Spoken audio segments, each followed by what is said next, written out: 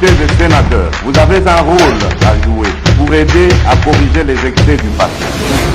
Vous les collègues du Grand Kivu, quittez les groupes armés, je vais le dire.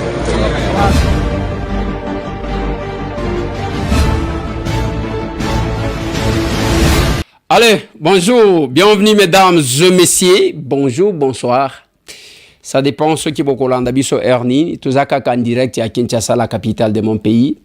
Bipai wapi toyaka yaka awa koye bisabino ba makambu bisika tolobi ba congolais, il fallait que tozala na ba moment neti oyo pona ko kitisa kabino mitema. Bisika stress ezo sombama ezalia. Bisika bazo bundela mboka ezalia. Bisika o traumatisme makambu insomnie ezalia. Nazo la tete que langa insomnie.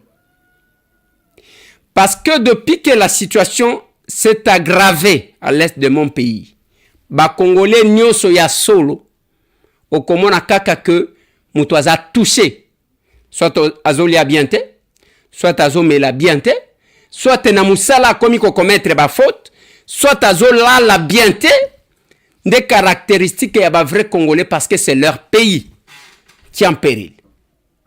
Je vais vous donner la situation aujourd'hui à Bukavu. Je vais vous donner la situation aujourd'hui à Goma. Je vais vous parler de l'est de mon pays. Nakoyebi sabino culte salema kiboshi bolandi audio. Bakotie labino mouke parce que za 18 minutes on ne saura pas tout mettre. Mais ala ki matata pasteur wana contre son cousin Bertrand Bisimwa. Azuyango à bout portant. Je vais vous donner la situation au camp TV à Goma. Aujourd'hui. Je vais vous parler de la situation. Il y a Beseko, BCK, il y a Ndosho. Et pas Iwapi, enlevé Batuna 3 heures du matin. Nous sommes là pour échanger avec vous. Et ça, pour n'a pas embatté. Après, Nakozwa Frank Diongo Chamba, Nakozwa Moïse Katumbi Chapwe. Nakosenga que la régie a kokakosunga biso pour na répondre na mituna onga na kotuna bango mibali. Okozwa bango ndenge nini ngana ebite ne na kozwa bango meboko landa bango yango pe ezali video eza audio te ya muntu aloba teke asali montage masolo na député na kolobela makambu ya bazobeta baso ilifone bazobeta muntu abimise longi avimbe o bazobeta. Je vais vous montrer les mensonges ya batwa nota la makambu bazo sala avec les réseaux sociaux. La maison du professeur Segiobe a été vandalisée, incendiée. Qui est Segiobe? C'est un avocat qui défend la RDC. C'est un professeur, moi, il m'a enseigné. C'est un député national. Et bien voilà, sa maison a été vandalisée. Masolo, non, député Bandekonangaï, le lot, bah tout combien? 5 mobimba, bazo fêter l'anniversaire. 5. Ah ouais. Bah oui, il y a le 29 février, ne ba fêter mboula, oh, bah sauter. Bah fêter mboula kuna. Mais c'est compliqué. Mais les lots nazana batu qui me sont chers, 5 personnes. Ezana capable Marie Donja, que vous voyez là, qui fête son anniversaire, Azaya Acer Benelux. Na Benelux, bazaka va triplé, bazaka misatu. Capable Constant Congolo, qui fête son anniversaire, le lot le 3. Il est là. Capable Joré Moutingeya, qui fête son anniversaire, aujourd'hui bazaka misatu. Les triplés de la serre Benelux. Bazo fêter les lots. Mais est-ce que ceux qui ont déplacé quand Moukio Salinet au Katissa, au commune en Suisse, au Kouti, Hans Kleber, qui fête son anniversaire aujourd'hui au Koyo Kazoloba, les Wazalendo, les Maï, on a benga ka Suisse congolais, alors que moi, si naya comme congolais suisse. Congolais suisse. Joyeux anniversaire à vous, mais aussi les sénateurs, il s'agit de qui? Larsen Benda, mon collaborateur. On appelle ça opportunité à présenter ma solona député. C'est toujours son anniversaire. Larsen est un boni DG Boakadi. Tu as fait. Allez, ma solona député, voilà les 5 personnes on a linga qui n'a présenté. Joyeux anniversaire. Joyeux anniversaire. Joyeux anniversaire. 5 personnes. Il s'agit de Marie Donja, Constant Kongolo, José Moutengeya, Larsen Benda, Hans Kleber. Joyeux anniversaire. Voilà, c'est un jour pour vous. Mais là, on arrive à Kabatou, au lieu de brûler l'argent, il faut penser à ceux qui n'en ont pas. Ceux qui souffrent. Tolia kamikolonyos, tolata kamikolonyos, tomela kamikolonyos, mais geste ya kosunga mutu. Eza geste moko ya makasi, ya malamu ndenye nazo ebisaka bino tout ce temps, na lobi na bino que vous devez savoir qu'est-ce que nous sommes en train de faire. Bande konabino, bazo souffrir, kuna na Goma, anyanya wanya nazo ebisa bino batu wana, bakombozi, entre guillemets. Makambu bazo sala okondima bangote. Soki ozana possibilité ya kosunga, soki ozana possibilité ya koassister, soki ozana possibilité ya même 100 euros na yo, 10 euros, 20 euros, et sunga batu. Et ko sombela mutu ata quelque chose, parce que bande kona biso bazo souffrir. Koki ko benga bilu sona plus de 243 891 515 061. Plus 243 891 515 061. Obengi biso na numero wana pona kotinda ya yo lisungi. Okotinda ngona Orange Money, okotinda ngona M-Pesa, okosenga kombo toko pesa yo, tosungana. Na ebisa kibino lobi que c'est parce que je ne peux pas commencer à mettre les images des gens. Sinon bakokata bango mi tous les sans pitié qui sont là. Les sans pitié qui sont là. Pasteur, comme on a un pasteur Boujiriri, il y a 5e Selpa, Philadelphie na Bukavu. Lobi bayendenge batu bayaka na culte. Bisimu ayaka te na prière, aye na prière. Lokola ba pekisaka pe mutu te okota prière te. Même babomi basale la kabango ba messe. Comme à l'église catholique. Qu'est-ce qu'on a fait? On a estimé que, bon, bakota. Nde papa wana sala bango biloko basala ba régime Kabila, l'église catholique, pe na nani? Na centenaire. Basala bango makambu moko ya kosakana te. Siko pasteur wana atali ndeko na ye. Yo kama loba, je vais prendre la synthèse. Bon, bakotie la bino kama extrait muke ya audio wana e photo na eza wana okomona photo ya ye na bisimu. Alobi na ye ndeko. Tokanisa kike boko ya soki ndenge nini? Awa na Bukavu to sambela. Toloba ke masase ya koboma lisusu batu te. Soki bokotaki na pete bokanisa te ke FARDC, bon ya benga ki bango basoda ya Tshisekedi, FARDC balemba. Eza lokuta bazana makasi. Soki oyebi yango te nazo yebisa yo ke batu wana baza makasi. Mais lo sambo na biso to salaki nde salaki ke batu wana ba se retirer pour ke batu bakufa te. Mais bokotia koboma batu, kobeta batu, koboto la mituka batu, kozwa biloko ya batu. Lelo ngai na komi nazo stressaka bandimi, nazo yebisaka bango bobima te, bomikangela na bandako. Boye awa oyo tozaki kokanisa ke bango ne baza mabenzo kande gouvernement baza malamu. Boko kaki kotala ya malamu na bango, bondimi yango ya mabebo bwaki. Enoko ya awa kobomaka batu mikolo nyonso. Alobi wana na ndeko na yeke tangu boyaki na yoka ki bosali liste ya batu akobomo. Boyoka. Ngai tambo ete mtu nazoloba. Tata wana mtu azoloba na cousin na ye. Bertrand Bisimu. Alobi basala ki liste ya ke bazoboma batu. Ngai nazalaki numero 14. Olie bakende koboma ngai yer. Yo ya koboma ngai yo moko. Les gens qui ne viennent que pour tuer, nanu bakotite basali liste ya batu bazoboma. C'est comme ça que vous voyez bazoko sabino bande konangai. Partout ils ont occupé place nini kimia ezali. Batie ba administrateur na bango, batie ba gouverneur na bango, tondi batie batu. Wapi kimia ezali. On ne fait que tuer tous les jours. On ne fait que voler. On ne fait que violer. Mikolo nyonso tata wana lobi na ye, musaleza koboma, ko violer na nyonso. Alobi bobongo la mutema. Sinon, mbeba ekolanda bino. Tata wana alobi ke makamu na zolo bana yo na loba nango Nazaria Seruberwa. Tolembi babo makabiso. Il lui a parlé. Lakini naye ni rebel, ni Mkristo wangu, lakini anakuwa pasteur. Watatu ndiye nilikuwa sijui ni nanga. Lakini katika research zangu nilitambua kama nanga naye ni Mkristo. Wao ushangai na watu. Naye ni Mkristo, baba yake nilisikia lugha yake ni lugha ya mchungaji kabisa kwa mtoto. Na ile kwangu ilinigusa sana. Na kama nilisikia kama watafika hapa, sikujua kama ni yeye mwenyewe atafika. Ila nilisikia rohoni kubakia mgonjwa, Mungu aniponye nikuje kwanza, usudi nimsalimie. Jambo sana ndugu yangu. Ninafurahi sana kukuwa na wewe pamoja na delegasio yako ndani ya kanisa hapa, ndani ya kanisa lako. Labda wewe unaweza kusikia haya ya kusema ni kanisa lako, lakini mimi siwezi kusikia haya ya kusema ya kwamba wewe ni Mkristo wa hapa. Ulituacha, kanisa ilikuwa ingali ndogo, lakini Mungu ametupanua na tunabariki Mungu kwa hilo. Karibu sana. Na Mungu akubariki pia.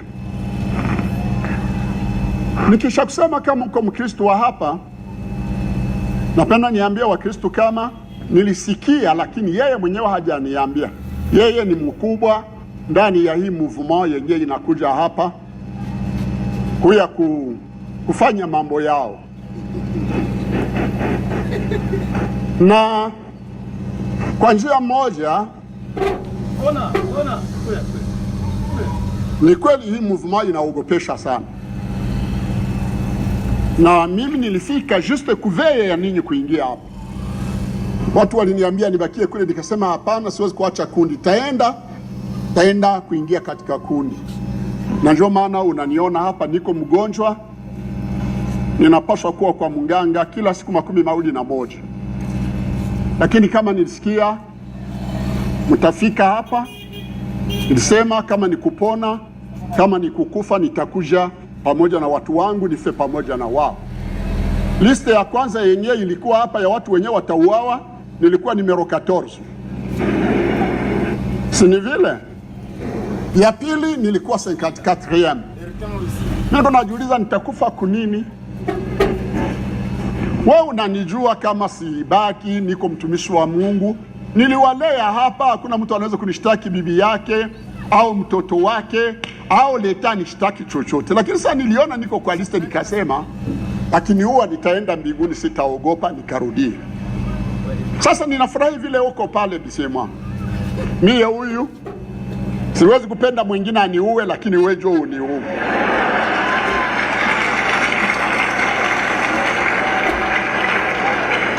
Papa wana kosita na tuna kibino na lobi bazwa bunagana, ça fait 3 ans.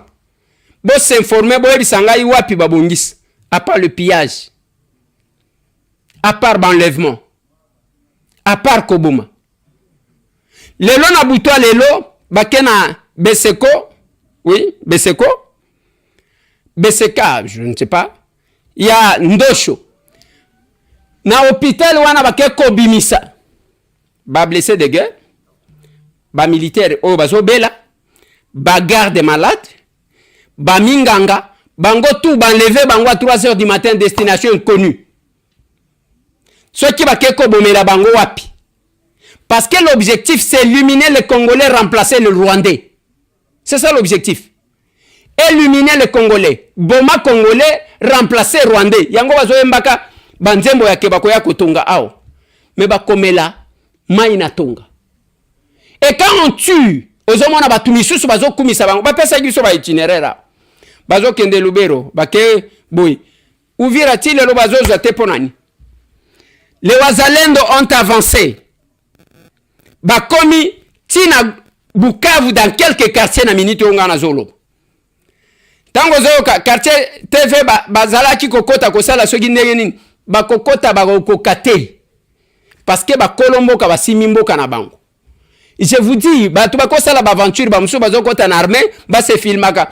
Tala ndenge tozo kima, o tala tozangi biloko akolia, lokuta la manipulation. Ndenge ba bimisi makambo yake, bazobeta ba Swahili. Bande konanga, je vais vous mettre une vidéo yande comment quoi expliquer.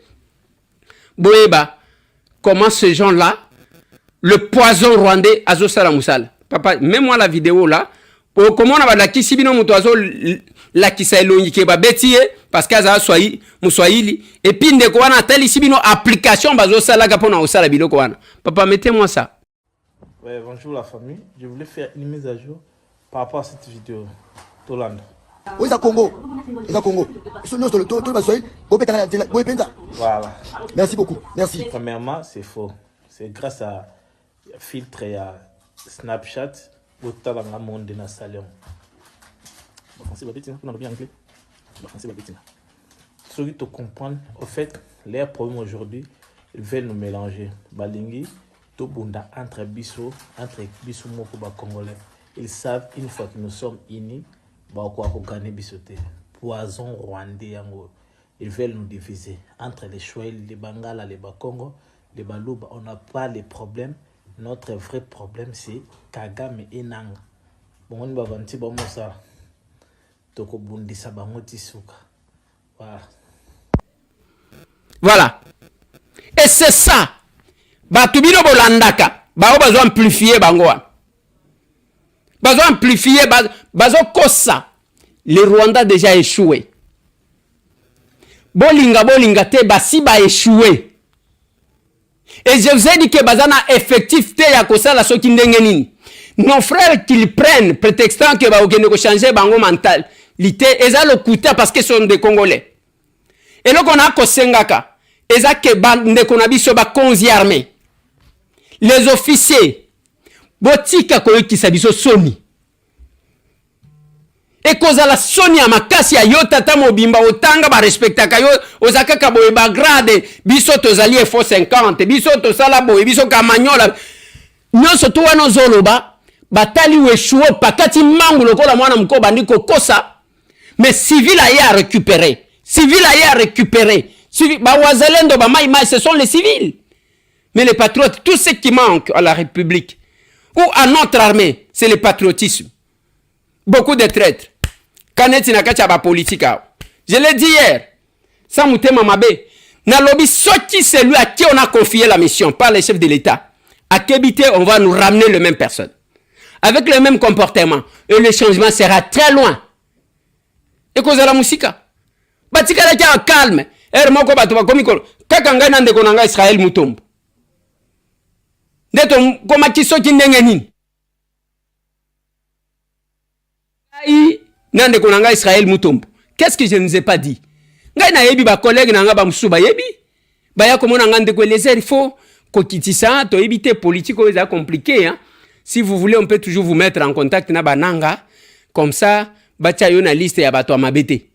Comme ça, Nathalie na hein papa. Et j'ai compris ça. Wana ba service nenge ba vandi wana ba yeba kama kambo wana te. Ce que j'ai dit là, c'est authentique. Mes collègues, ne venez pas me poser la question.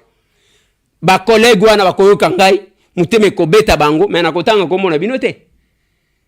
Mais ba to ndengo na akoko ma master ya eberando wana soki ndeni. Akoko ma sko pire mutu na ya komi kaka. Voilà, j'ai conseillé avec les conseillers spéciaux. Voilà, je fais ceci. Et vous allez trouver que ce sont les mêmes personnes avec la même stratégie, même comportement, même inconstance. Et ça ne va pas lui amener la cohésion. Et combien ma cohésion? J'estime qu'il faut aider les chefs.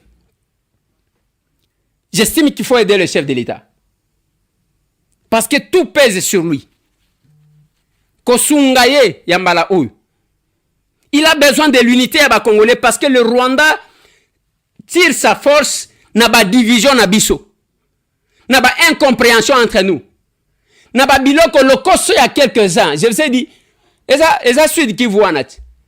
Ba wazalendo ce sont les sud kivusiens, les nord kivusiens. Mais bango baza lokoso ta. Je suis en contact avec eux. Balobin de Kweliezer, on n'a pas besoin de politiciens qui vont nous engager. Et moi je le sais. Na yebi ba collègue na biso batambolaka kozwa kambongo na kombo ya ba wazalendo. Je connais place bazali ba yebi. Ah, mususu azo s'agiter, oko s'agiter al kamunini. Na lobi je connais quelques-uns. Bazwa kambongo na kombo ya ba wazalendo, kombo ya ba mai alors que batuwa na ngana zo solo na bango, balingi te ba politicien ba engager bango. Parce que ba koma kozwa bango lokola ba marchandise na bango.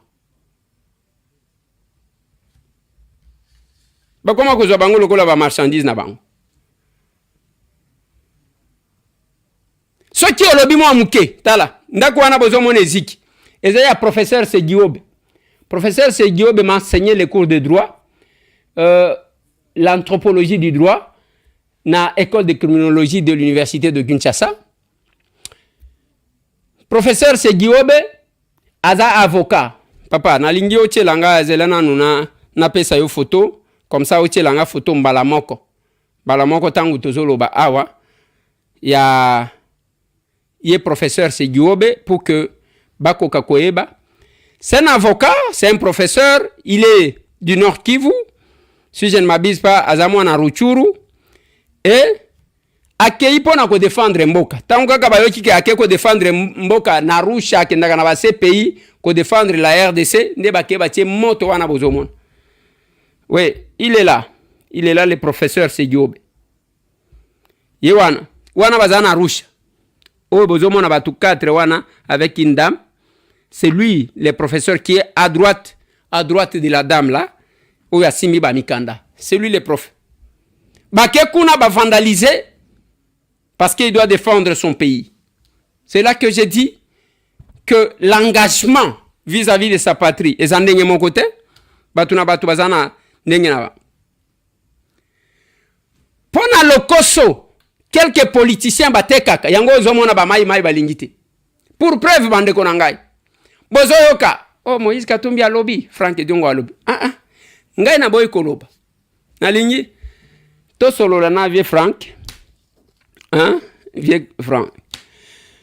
Vieux Frank. Basa la confiance na nani. Bape sa confiance na Félix Tshisekedi a contraint ya mboka. Azamwana. Na okite. Basa la confiance na nani. Bape sa confiance na Félix Tshisekedi a contraint ya mboka. Azamwana. Siko Kabila kanisa kinini. Soko Kabila kanisa ke adef si Félix Tshisekedi quitte ya président a ko récupérer yango eloko. Na okite. Vieux Frank, Kabila kanisa kinini. Soko Kabila kanisa ke adef si Félix Tshisekedi quitte ya président a ko récupérer yango eloko. Bongo FCC. FCC bazo kanisa non Félix Tshisekedi azo battre la quitte ya Kabila pour récupérer yango.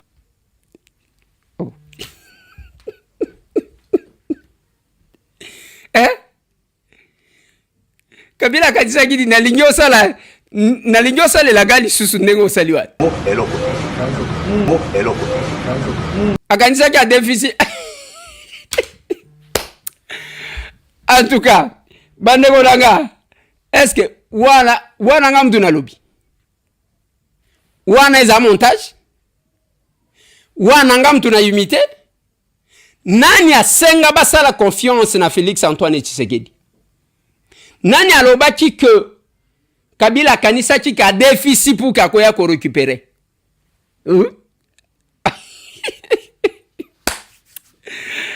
Allez, bongo Moïse Katumbi Chapwe. Moïse Katumbi Chapwe. Nani traître. 2018, il a trahi la constitution congolaise. Il a trahi le peuple congolais. Nani traître. 2018, il a trahi la constitution congolaise. Il a trahi le peuple congolais.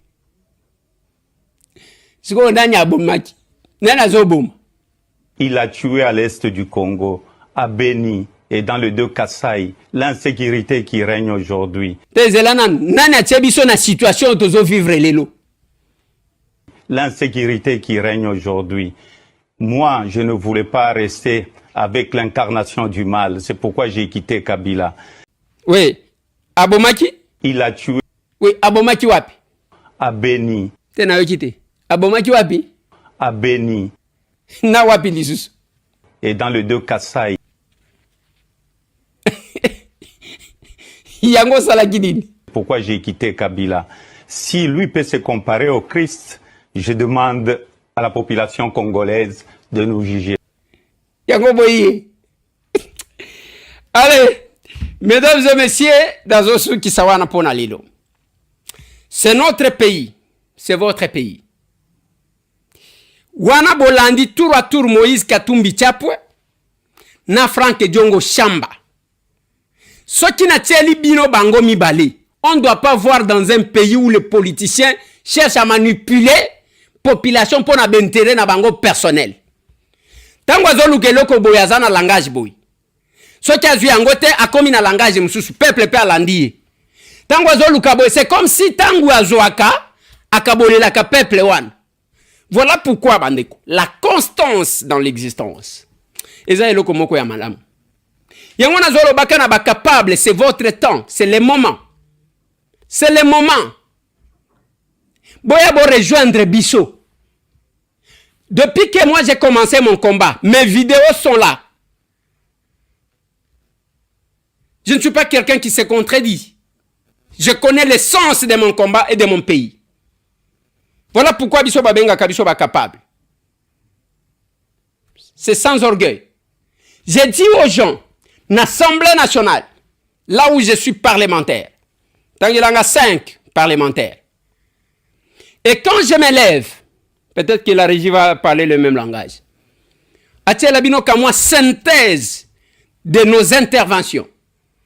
Infatigable, le député national Eliezer Ntambo Mposhi a soutenu Mordicus lors de la plénière du 13 novembre. La question orale initiée par l'un de ses collègues, Lutala Moutiki Trésor, sur la problématique du secteur minier, exploitation minière et le respect de cahiers de charges par les sociétés minières dans la province du Sud Kivu.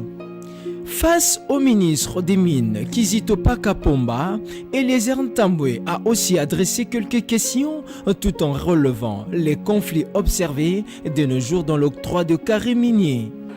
Minéré tozo yemba mikolo nyonso, ke tozana minéré belé, bazo pie yango tozo monango normal. Honorable président, est-ce que ça kindo quitté? Est-ce que ça kindo quitté, honorable président?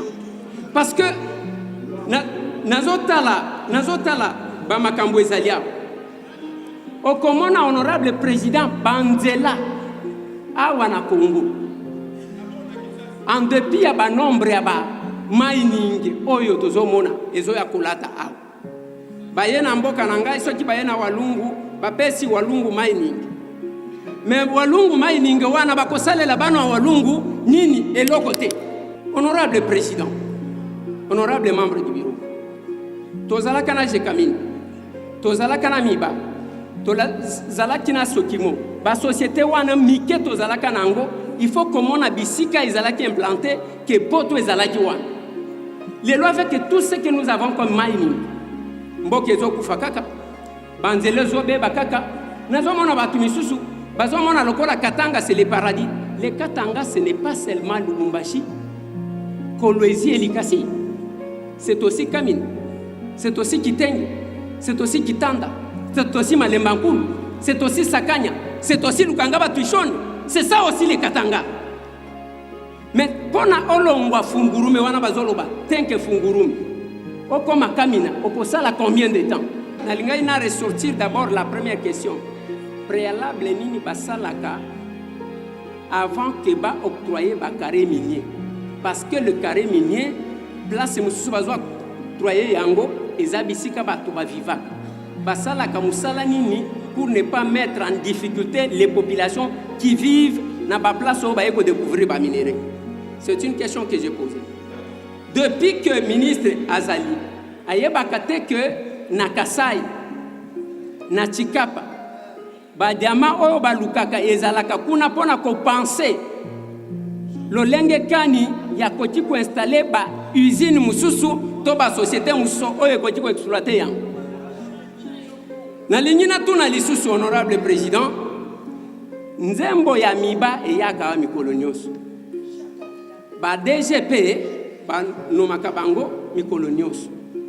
Est-ce que le ministre a koti ko yebisa biso que même moi muke wana ebimaka pona ko relever mibango ekendaka wapi azwi quand même moi temps? Parce que ceux qui totalika côté moko de makambo ezo salaka exode rural ezo sala ke batu balongwaka bamboka bakendaka na ba grandes agglomérations. Est-ce que koti ko yebisa biso soki asi ayeba place ya muke o wana ebimaka na compte ya miba ekendaka wapi ou bien totikalika na nzembo ya ba politicien. À la suite du rapport présenté lundi 9 décembre par la commission ad hoc sur l'insalubrité, les constructions anarchiques et les embouteillages, les députés nationaux et les Ntambwe s'est dit très inquiets de constater plusieurs éléments manquants dans le dit texte. Honorable Président, honorable membre du bureau, estimés collègues, nazotala makambu misatu otopesaki na commission na biso. Makambu embouteillage ya Bosoto na eloko babengi construction anarchique. Construction anarchique eza koloba nini? Batu oyo bazotonga sans ke bato sa mibeko ya kotonga. Batu oyo bazotonga bisika bapekisa kotonga. Batu oyo bazotonga kolekisa ndelo ya bisika esengela ki batonga. Batu o bazotonga na ndenga amabe banda kwezokweya. Honorable Président, metangu na moni rapport o bapesi biso. Na lobi rapport ezaka eloko moko muke par rapport ya ba réalité tozanango na Kinshasa. Toko talaka awa tozana kankokolo awa. Domaine militaire batonga paradis wana basoda na biso bazana Busoto. Il fallait que ça soit dans ce rapport, honorable Président. Honorable Président, awa bandaku o nyonso balingi ba inauguré misusu ezaboye na boye. Mai nangwe kokende wapi? Parce que parmi biloko nzamba kela ya makasi ezamai. Ba chinois batonga palais du peuple. Batonga stade des martyrs. Ba canaliser mai pour que ekota na ya maya awa na Pongabi. Mais okena Pongabi wana basi batongi. Chaque fois que Mboule beti ata mwa muke moya kobimeza te soni biso ba député to banda mitukezo lala awa na robo awa. On ne fait pas passer quelque chose. Ya mabe au Italie peuple nabiso. Nous défendons ce peuple là. Et nous avons besoin d'avoir beaucoup de représentants otoko simbana na bango boyi, pas les gens qui prennent le peuple comme leur marchandise. On engage le peuple, même dans le Kosonaye. Je venais de vous mettre Moïse. Je venais de vous mettre Franck Diong. Comment on peut avoir... Voilà ce qui nous a poussé à créer un parti politique. Les politiciens, ceux qui ont un intérêt, comment on a baboui. Azobosana que les paroles ne s'envolent plus. Ezotikala. Ezotikala. Je ne cesse de parler. Je ne cesse de prévenir. C'est là que j'ai prévenu les conseillers spéciaux à la chef de l'État. Ce qui a saliké bate, na boyazo zwaka distance, na bande konaye, alinga s'isoler, il sera entouré par les opportunistes. Bayebi ko flatter batu, bayebi ko sala ba courbette, bayebi ko sala boye. Au comment il y aura beaucoup de gens qui vont se faire ses amis, même ba wa ko rappeler oui, azana batu ayebani na bango. Mais ça nous dérangera. Si par exemple, tout le monde dit que l'objectif et la unité nationale que le chef de l'État a besoin est causé à l'atteinte. C'est entre vos mains, c'est vous qui bénéficiez de la confiance du chef. Tout en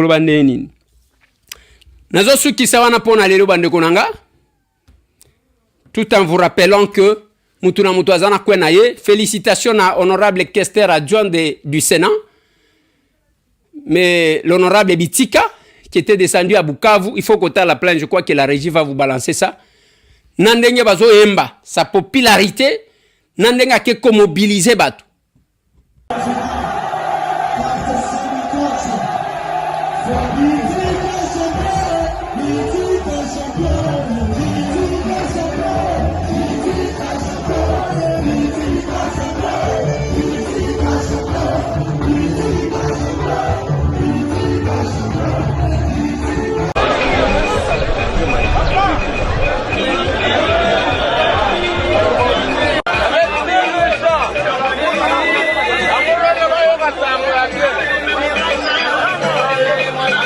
Wazalendo oye! Ninapenda tufanye uzalendo ya akili sawa. Mkubwa wa nchi iko pre kusustenir wazalendo ya Manyema bote. Uzalendo wa Mkutu, mweko jirena na General Mando, uzalendo wa Kabambare, pale mweko jirena Brown na Kabala, bazalendo ya Kasongo liko na ndugu yetu General Kiwis na Mandevu, bazalendo ya Kindu Kailo Okando fashi yote kwa General Kabambe na bajenerali wengine liko tele hapa. Mkubwa wa nchi alituma niambie iko tayari kunisuteni kwa yote. Kwa sikilizana? Ndio. Me analomba discipline. Ndio. Kuwa mzalendo haipasema inakuwa wanje kubaka madada wa baba. Kuwa mzalendo haipasema unakuwa mweme arme. Kisha wanasema wameregistre. Mwengo wote mtakuwa registre kwa mwengo mpaka kupata mapimo ndio. Pale watatika kutumilia wataoka mai leo. Bengine beshakoka deja. Kuna sindilia tena bingine. Sie bosi tu naoka hapa. Watu wako na ndio mimi. Mimi ndoka ma formule yote. Na mupanga. Na akaba mentaoka. Na mupanga. Sentaoka. Na akaba buyu. Hayo vipi? Yule na Kinshasa hapa kilozi kikubwa tu. Hayo vipi? Kongo yetu. Na hii manyama yetu tuko tayari kupigana mahali yote. Shema wafanya siasa tubaki siasa yetu. Mwe wapiganaji hapo baki mkazie. Na hivyo vini. Bravo. Bravo. Bravo à vous. Yango Petozo féliciter l'honorable Clément Mouya Mouboyayi qui était à Ilebo pour sensibiliser les jeunes, les Congolais à la résistance, à s'aligner dans la vision à chef de l'État, dans sa détermination. Yakobi Misa Congo na Boumbu. Mettez-moi cet élément là, c'est un élément commenté.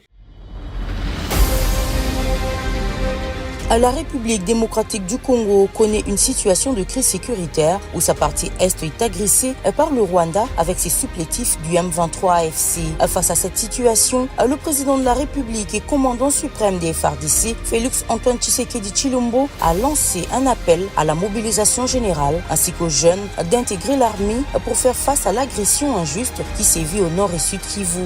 Poussé par un esprit patriotique, l'honorable sénateur Clément Mouya Mouboyayi, à lors de ses vacances parlementaires dans le territoire d'Ilebo au Kasaï, a donné son soutien au FARDC et Wazalendo qui ne ménagent aucun effort pour le rétablissement de la paix et a porté la voix du chef de l'État en appelant massivement les jeunes Ilébois à se faire enrôler dans l'armée. Nous soutenons les chefs de l'État, nous soutenons les FARDC, nous soutenons les Wazalendo pour qu'ils continuent à défendre l'intégrité de notre territoire national.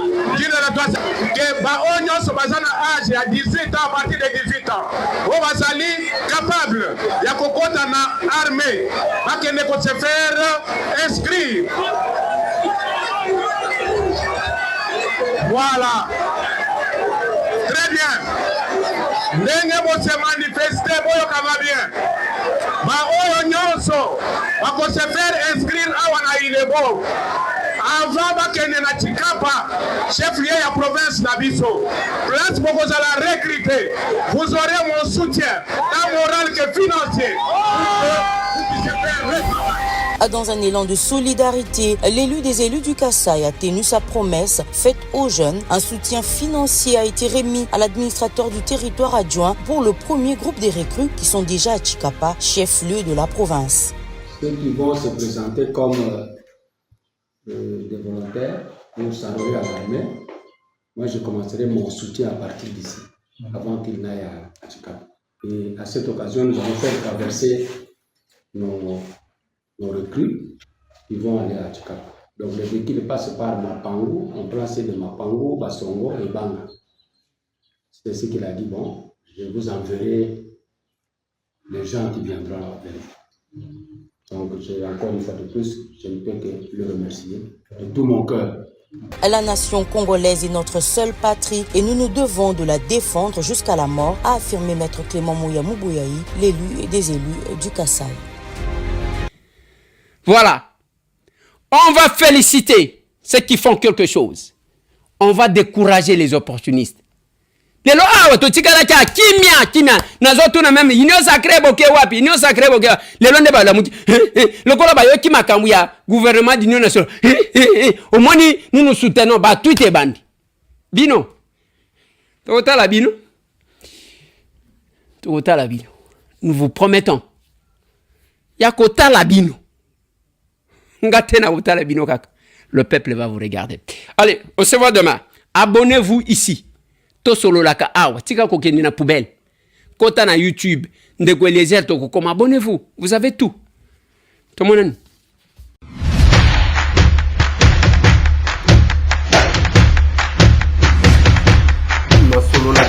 Honorables députés et sénateurs, vous avez un rôle à jouer pour aider à corriger les excès du passé. Vous les collègues du Grand Kivu, quittez les groupes armés, je vais le dire.